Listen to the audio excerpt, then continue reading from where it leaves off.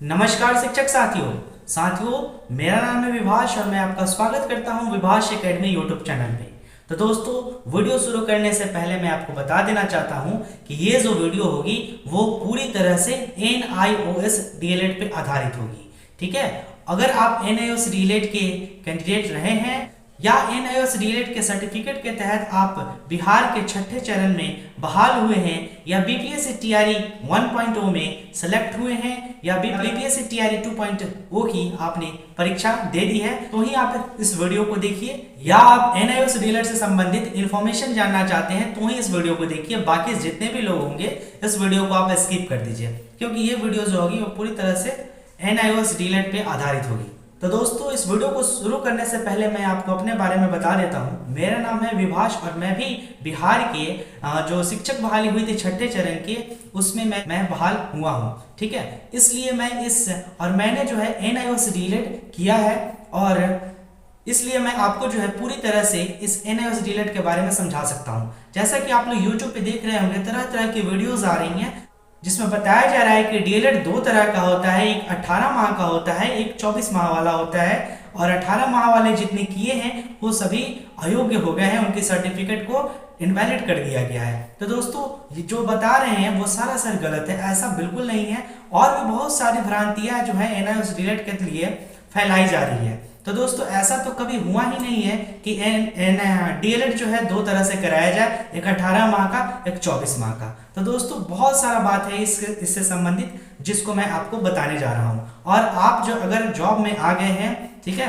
या अगर आप जॉब में भी नहीं भी आए हैं, तो आपको घबराने की जरूरत नहीं है। अभी हम जो है लड़ाई लड़ रहे हैं, अभी हमने हार नहीं मानी है, अभी लड़ाई खत्म नहीं हुई है। ठीक है, और देखिए, मैं उन फैक्ट्स को भी बताने जा रहा हूं जिसके तहत जितने भी चयनित अभ्यर्थी हैं, चाहे वो BPSC TRE 1.0 के हो या छठे चरण वाले हो, वो लोग निश्चिंत रहें, आपको कोई दिक्कत नहीं होने वाला है। और क्या करेंगे आप जिससे कि आपको कोई दिक्कत नहीं होगा, वो भी मैं आपको इस वीडियो में बताने वाला हूं। तो दोस्तों, इस वीडियो को आप लास्ट तक जरूर देखिए। तो दोस्तों, ये कहानी शुरू होती है जब RTE एक्ट 1 अप्रैल 2010 को पूरी तरह से लागू हो गई हमारे भारत देश में। तो दोस्तों, जब भारत देश में जब लागू हो गई तो ये तो बच्चों का अधिकार हो गया, वो जिन शिक्षकों से पढ़ेंगे वो प्रशिक्षित होने चाहिए, यानी कि ट्रेंड होने चाहिए। ठीक है, तो बहुत जगह बहालियां उस समय निकली, बहुत जगह वैकेंसीज आई जिसमें कि DLED वाले नहीं मिल रहे थे। ठीक है, DLED के कैंडिडेट बहुत कम थे, इसलिए जो है NCTE के द्वारा एक लेटर निकाल दिया गया और वो 2018 वाला जो लेटर सुप्रीम कोर्ट क्वेस्ट की है, वो लेटर था 28/6/18 में जो लेटर निकला था NCTE के द्वारा, वो निकाल दी कि BEd वाले भी जो है वो प्राइमरी में एज अ टीचर आप बहाल हो सकते हैं या आप पढ़ा सकते हैं। ठीक है, उसको देखते हुए बहुत सारे लोग BEd भी कर लिए, लेकिन हुआ क्या, सुप्रीम कोर्ट आदेश दे दिया है कि BEd डिस्क्वालीफाई है। उसी के आधार पर भी पटना हाई कोर्ट में भी आदेश दे दिया गया। तो देखिए, BEd का मामला अलग है, इस पे मैं अलग से वीडियो बनाऊंगा। फिलहाल मेरा फोकस है सिर्फ और सिर्फ NIOS DLED पे। तो देखिए, NIOS DLED क्या है, तो शॉर्ट में इसको मैं आपको समझाता हूँ। देखिए, भारत सरकार को 1 अप्रैल 2019 तक के जितने भी प्राइवेट या गवर्नमेंट या सहायता प्राप्त जितने भी विद्यालय थे, उनमें जो भी शिक्षक पढ़ा रहे थे उनको प्रशिक्षित करने का था। ठीक है, और ये टारगेट उनके दिमाग में था कि इनको प्रशिक्षित कैसे करें। तो देखिए, इग्नू जो है वो काफी ज्यादा बिजी थी, लेकिन NIOS जो है सिर्फ जो 11th 12th और मैट्रिक कराती है, यानी कि 10th कराती है, ये खाली पड़ा हुआ था। तो इसको डिप्यूट किया गया कि आप जाइए, NIOS को अधिकार दिया गया NCTE की तरफ से, MHRD की तरफ से, कि आप एक ऐसा मॉड्यूल तैयार कीजिए जिससे कि हम सभी अप्रशिक्षित शिक्षकों को प्रशिक्षित कर सके, चाहे वो सरकारी शिक्षक हो या वो प्राइवेट शिक्षक हो, किसी भी विद्यालय में पढ़ाते हो, लेकिन वैसे प्राइवेट शिक्षक जिनके स्कूल की मान्यता उनके जिला से मिली हो या उसको UDAS कोड अलॉट हो। ठीक है, तो आप जितने भी NIOS DLED शिक्षक हैं, आपने जहां से भी DLED किया होगा, ऐसा कोई कैंडिडेट नहीं होगा जिसका स्कूल का UDAS कोड अलॉट नहीं किया गया हो। ठीक है, तो आप क्या किए कि जब वो निकाला गया तो फिर पेपर में एडवर्टाइजमेंट आया कि जितने भी लोग हैं, चाहे वो आप जितने भी अप्रशिक्षित शिक्षक हैं, वो इस कोर्स को करने के बाद में, इस सर्टिफिकेट कोर्स को करने के बाद में आप प्रशिक्षित हो जाएंगे और आप जो है तभी जो है अपने स्कूलों में पढ़ा पाएंगे। समझ गए, ये था उस समय का उस समय का एडवर्टाइजमेंट, और बताया गया था कि आप जो है इससे कहीं आवेदन करके भी आप जॉब ले सकते हैं, और ये टोटल जो है 2 साल का कोर्स होगा। तो देखिए हम यहाँ पे पहले आपको भी क्लियर करना चाहते हैं कि आपने जब NIOS डीलेट का रजिस्ट्रेशन किया था तो रजिस्ट्रेशन करते समय उसमें एक स्लिप मिला होगा। वो स्लिप मैं आपके यहाँ पे साइड में अभी आपको दिख रहा होगा। वो स्लिप में लिखा होगा डेट ऑफ अपॉइंटमेंट। तो देखिए उसमें अपॉइंटमेंट का डेट लिखा था, तो वो अपॉइंटमेंट का डेट जो है आप जिस दिन रजिस्ट्रेशन कर रहे हैं उससे 6 महीने पहले का था, क्योंकि NCT, NIOS, MHRD ये जानती थी कि हमारे पास समय जो है सिर्फ और सिर्फ 18 माह का बच रहा है, लेकिन कोर्स जो है 24 माह का है। तो हम ऐसा क्या करें कि ये 24 माह का कोर्स 18 माह में ही कंप्लीट हो जाए। तो गवर्नमेंट ने सोचा कि वैसे शिक्षक जो कि पिछले 6 महीने से कम मिनिमम 6 महीने से जो कार्यरत हैं उनको जो है ये कोर्स करा दिया जाए। तो देखिए आपने अपना अनुभव प्रमाण पत्र, एक्सपीरियंस सर्टिफिकेट भी दिया होगा, जिसमें कि 6 मंथ का 6 महीने का जो है आपको 6 महीने का सर्टिफिकेट आप लगाए होंगे, जो कि आपको एक्सपीरियंस सर्टिफिकेट आपके प्राइवेट स्कूल के हेडमास्टर साहब आपको दिए होंगे। ठीक है, तो आपने 6 मंथ का लगा दिया। तो ऐसा तो कोई कैंडिडेट है ही नहीं जो कि कम से कम 6 महीने पहले से ना पढ़ा था।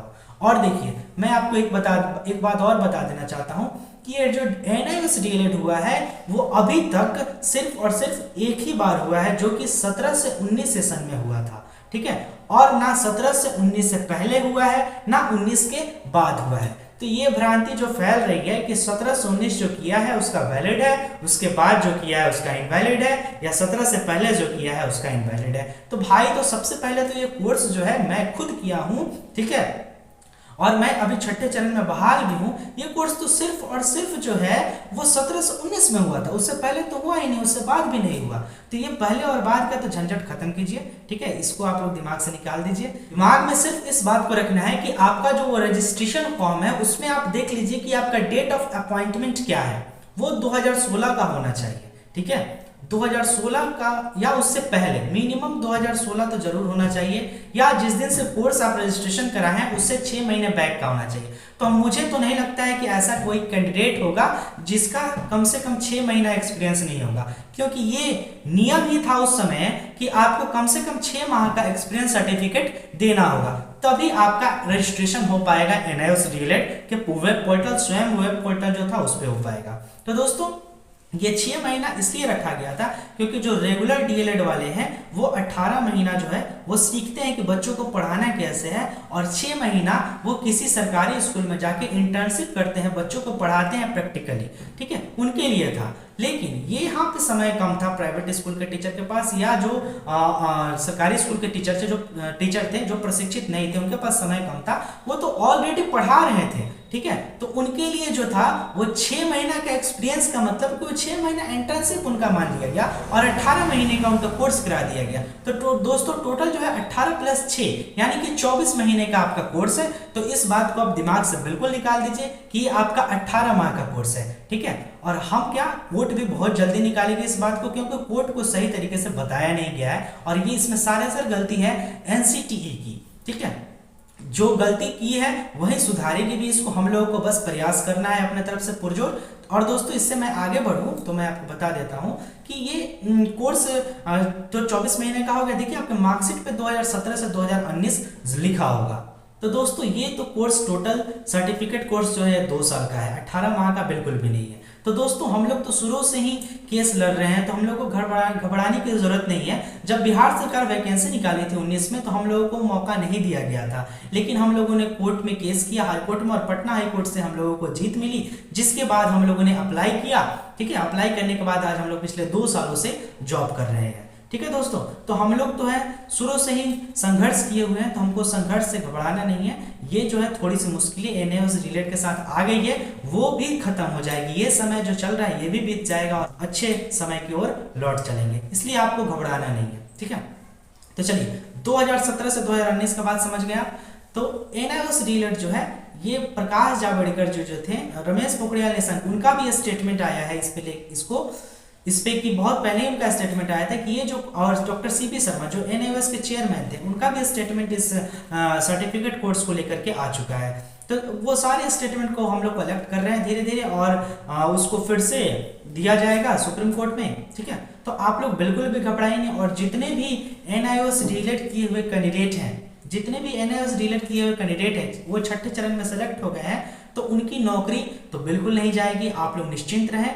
और जो भी आपके शीर्ष नेतागण, जो एनआईओ से डिलीट के नेतागण है, वो कह रहे हैं, जैसे कि जो भी कह रहे हैं, आप जिस भी नेता से के संपर्क में हैं, वो जैसे कह रहे हैं आप वैसे कीजिए, ठीक है। किसी पार्टिकुलर इंसान का नाम नहीं लूंगा कि आप उनके साथ जुड़े, उनके साथ जुड़े, आपका जिसके साथ संपर्क हो रहा है उससे जरूर जुड़ जाइए, ताकि जो है लड़ाई में मजबूती मिल सके। और जो अभी बीपीएससी टीआरई 1.0 में सेलेक्ट हुए हैं उनको भी घबराने की जरूरत नहीं है, बिल्कुल भी आप लोग सेफ हैं। और ये जो कोर्स है वो टोटल 2 साल का है, ना कि 18 माह का है। तो बात आप लोगों को क्लियर हो गया होगा कि ये 18 माह का क्यों कराया गया। एक तो सरकार ने नहीं कराया, हम लोग जो कैंडिडेट थे हम लोग नहीं कहने गए कि हमको 18 माह में कराइए, सरकार जो है खुद ब खुद उसके पास समय कम था इसलिए वो 18 माह में कराई। और कैसे कराई इसको भी मैं आपको बता दिया कि 6 महीने जो है एक्सपीरियंस एज अ इंटर्नशिप करके वो 18 + 6 करके 24 माह का ये कोर्स बनाई, ठीक है। तो इसमें हम लोगों की कोई गलती नहीं है, जो भी गलती है वो एनसीटीई ने किया है, एमएचआरडी ने किया है, गवर्नमेंट ने किया है। तो देखिए अगर उनसे कुछ हुई है गलती तो सुधारेंगे वहीं, लेकिन बशर्ते वो सुधारेंगे कैसे, उनको उसको सुधारने के लिए हम लोगों को प्रयास करना पड़ेगा, हम लोगों को एक साथ आना होगा, ठीक है। और जितने भी एनआईओ से रिलेटेड के कैंडिडेट हैं वो सभी एक साथ आए, एक मंच पे आए, और गवर्नमेंट को हम लोग बताया जाए कि देखिए आपने ऐसे ऐसे किया था, हम लोगों का अभी जॉब लग चुका है, और या जॉब अभी जिनका नहीं भी लगा है वो उन सभी लोगों का, ये 14 लाख करीबन स्टूडेंट है, इनका जो है भविष्य अंधकारमय हो जाएगा। आप जो है इस पे अपना एक्शन लीजिए, बस कुछ नहीं करना है, एनसीटीई को जो है एक गजट प्रकाशित कर देना है, हम लोग जो है पूरी तरह से एकदम निश्चिंत हो जाएंगे। ऐसे भी आप निश्चिंत रहिए और लड़ाई लड़ते रहिए। निश्चिंत रहने का मतलब ये नहीं होता है कि आप जो है एकदम से फोकस हटा दीजिए, इस मामले से फोकस रखिए, अपना काम भी कीजिए, ठीक है। टेंशन बिल्कुल मत लीजिए कि अब मेरा नौकरी का क्या होगा, नौकरी जाएगी या बचेगी। टेंशन तो देखिए मुझे भी लेना चाहिए, शुरू में मैंने टेंशन लिया था इस बात को लेकर के, लेकिन जब मैंने बारीकी से इसके सभी जजमेंट को पढ़ा और कुछ लोगों से बातचीत किया तब जाके पता चला कि नहीं, फॉल्ट कहाँ है। तो टेंशन मत लीजिए, आपकी जॉब जो है बिल्कुल जाने वाली नहीं है, और जितने भी बचे हुए कैंडिडेट हैं वो भी इस जॉब में आएंगे। एनआईओ से रिलेटेड बिल्कुल सेफ है, आप लोग बिल्कुल निश्चिंत रहें, ठीक है। इस मेरी बात को आप लोग रिकॉर्ड कर लीजिए, ठीक है, आप लोग बिल्कुल टेंशन फ्री रहिए। फिर भी दोस्त अगर आपको एनआईओ से रिलेटेड से संबंधित और कोई जानकारी लेना हो तो नीचे आप कमेंट बॉक्स में कमेंट कीजिए, मैं आपका जवाब जरूर दूंगा। धन्यवाद।